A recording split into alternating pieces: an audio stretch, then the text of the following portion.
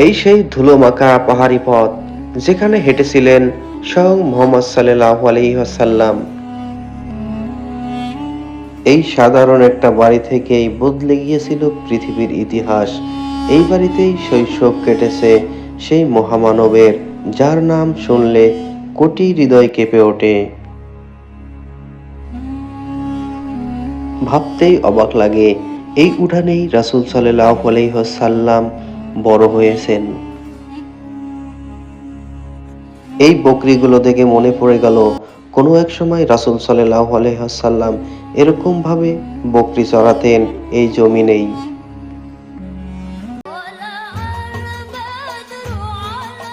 আসসালামু আলাইকুম দর্শক, আমরা এখন ছুটে চলেছি সেই তায়েফের সেই স্থানে যেখানে রাসূলুল্লাহ সাল্লাল্লাহু আলাইহি ওয়াসাল্লাম ছোট থেকে বড় হয়েছেন, সেই মা হালিমার সেই বাড়িতে।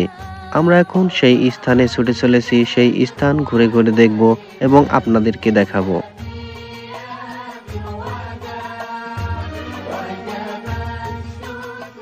আমরা যেখানে যাচ্ছি ওই জায়গাটা কোনো রাজপ্রাসাদ নয়, কিন্তু এর মূল্য পৃথিবীর সব সোনার চেয়েও বেশি।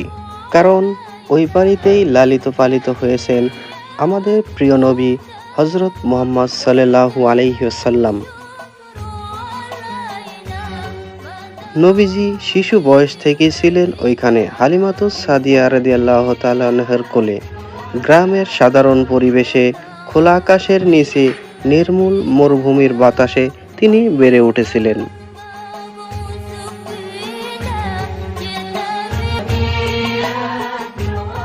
দর্শক, সামনেই দেখতে পাচ্ছেন বরকির দল। এখানেই সেই বরকিগুলো দলবদ্ধ হয়ে ঘাস খাচ্ছে।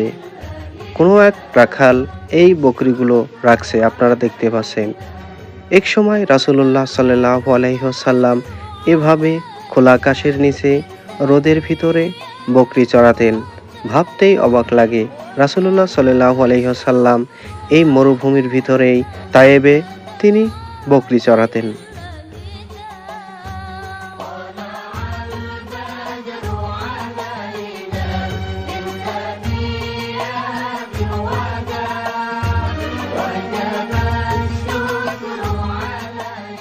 জানলে অবাক হবেন, এই সেই ধুলোমাখা পথ যেখানে হেঁটে বেড়াতেন মহানবী হযরত মুহাম্মদ সাল্লাল্লাহু আলাইহি ওয়াসাল্লাম। হয়তো কোনো এক সময় এখান দিয়েই রাসূলুল্লাহ সাল্লাল্লাহু আলাইহি ওয়াসাল্লাম বকরি চড়াতেন। সামনেই রয়েছে মা হালিমাতুস সাদিয়া রাদিয়াল্লাহু তাআলা আনহার সেই বাড়ি যেখানে রাসূলুল্লাহ সাল্লাল্লাহু আলাইহি ওয়াসাল্লাম বেড়ে উঠেছিলেন।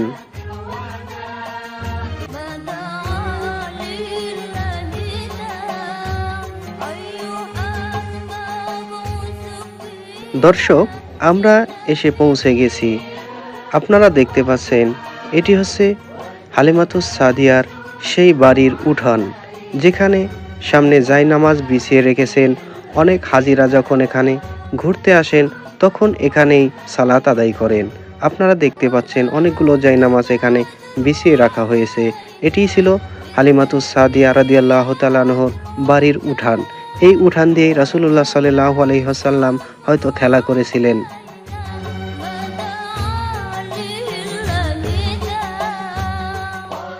এই জায়গাটির প্রতিটি ধুলোকণায় আছে বরকত, কারণ এখানেই নবীজির শৈশব গড়ে উঠেছিল, সততা, ধৈর্য আর মানবতার আলো নিয়ে। দর্শক, এই যে দেখতে পাচ্ছেন পাথর দিয়ে ঘিরে রেখেছিল, ঠিক এখানেই হালিমাতুস সাদিয়ার ঘর ছিল। আর এই ঘরেই রাসূলুল্লাহ সাল্লাল্লাহু আলাইহি ওয়াসাল্লাম বেড়ে উঠেছিলেন। হালিমাতুস সাদিয়া রাদিয়াল্লাহু তাআলা আনহু বলেন, এই শিশুকে ঘরে আনার পর থেকেই আমাদের দরিদ্রতা দূর হতে শুরু করেছিল, পশুদের দুধ বেড়ে গিয়েছিল, আর ঘরে নেমে এসেছিল রহমত।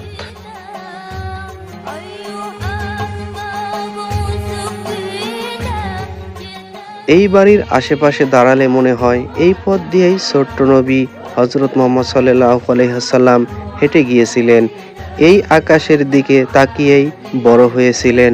এটা শুধু একটা বাড়ি না, এটা ইতিহাস, এটা ভালোবাসা, এটা উম্মাহের আবেগ।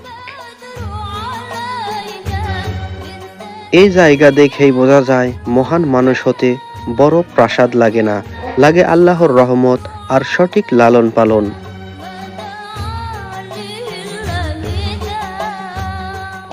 দর্শক, এই ভিডিওটি আপনাদের কাছে কেমন লাগলো অবশ্যই কমেন্টে জানাবেন এবং চ্যানেলটিকে সাবস্ক্রাইব করে রাখবেন এবং লাইক, কমেন্ট, শেয়ার করতে ভুলবেন না।